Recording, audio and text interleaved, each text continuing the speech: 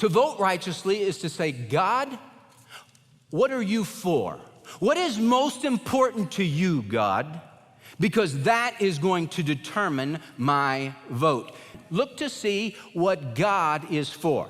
God is for justice and fairness.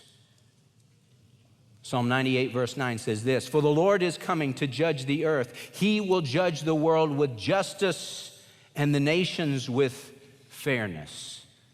That's how God judges, with justice and with fairness. Because the judge of all the earth deals justly. Now, something that's happened in America that is mind-boggling is somehow we have found people who have excelled in a particular endeavor, in their business. They've excelled as a doctor or as a business person, and we say, well, you make too much money.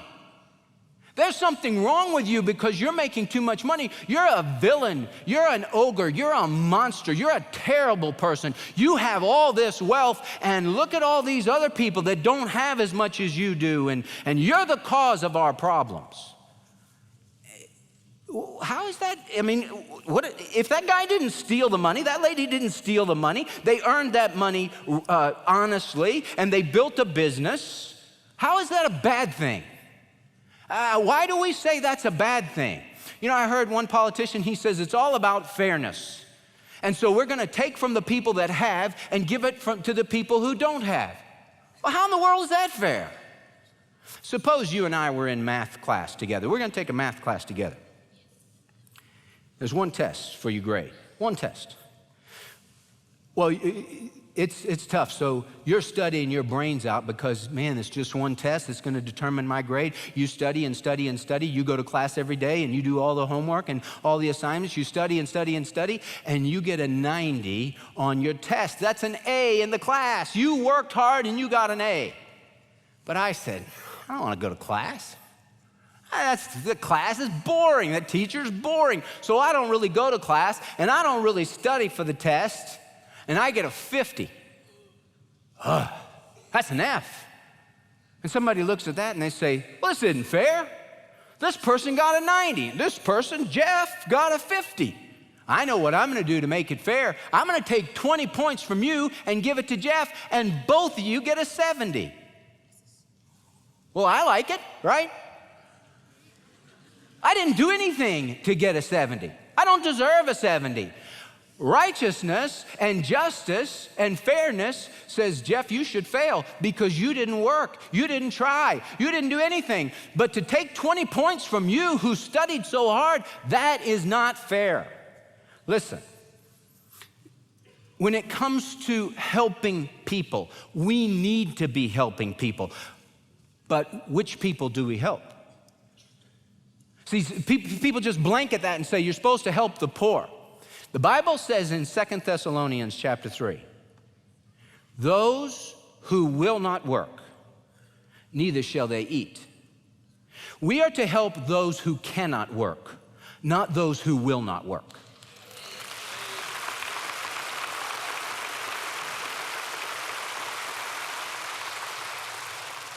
And when it comes to helping the poor, who is good at doing that? Is the federal government good at helping the poor? Statistics have shown this. For every dollar you and I give to the federal government to help the poor, 70% of that dollar, 70 cents out of that dollar, stays in the government in bureaucracy. For every dollar only given to help the poor, 30% actually go to help the poor. Well, that's a bad way to help the poor. You give money to the church, you give money to parachurch organizations designed to help the poor, and they really help the poor. So the idea that government needs to help the poor and that needs to be the focus of everything, and you're a bad person if you have lots of money because you worked hard and you studied hard for that math test, we're going to take from you and give to the person who refused to study. That's wrong. That's wrong. And don't vote for something like that because that is wrong. The poor, Jesus said, you will have with you always. And we can always help the poor. And we need to be helping those who cannot work.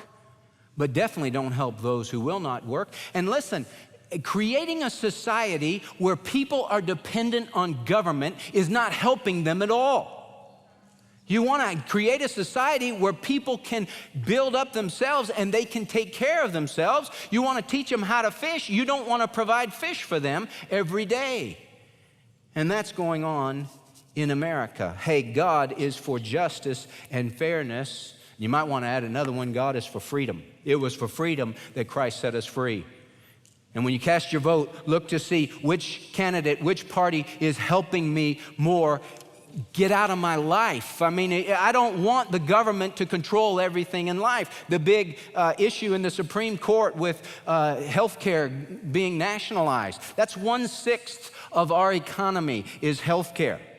And now 1/6 of our economy is going to be controlled by the government. Has anybody figured out that when the government controls things, it's not near as good as when private sector controls things? Have you figured that out?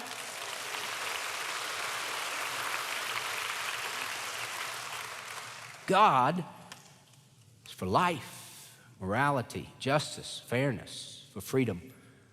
So you can get serious about personal righteousness. You can cast a vote for national righteousness.